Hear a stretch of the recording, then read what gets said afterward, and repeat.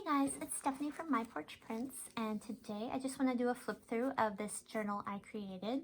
This is a Sunflower and Daisies journal, and the design for this I actually saw on a tutorial by Crafty Pantaloons, and I'll go ahead and link to that below, but she has a neat technique for making this kind of grungy style journal.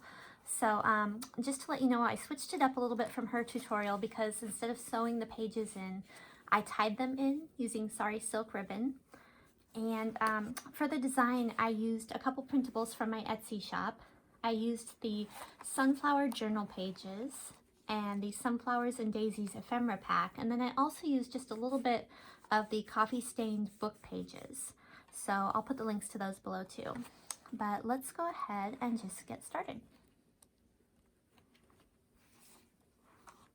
Now inside, you'll see that the pages from the Sunflower Journal Pages kit, they look a little fuzzy, and that's because after I printed them, I let them dry overnight, just so the ink could set a little bit, and then I dipped them in some coffee, and I put them on a cookie sheet in the oven at about 225 Fahrenheit, and just for a couple minutes to dry them out.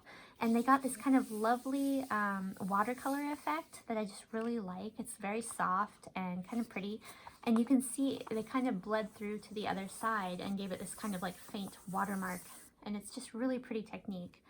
And then you'll see a lot of the ephemera and stuff in here comes from that Sunflowers and Daisies ephemera pack. So let's go ahead and look through the journal together.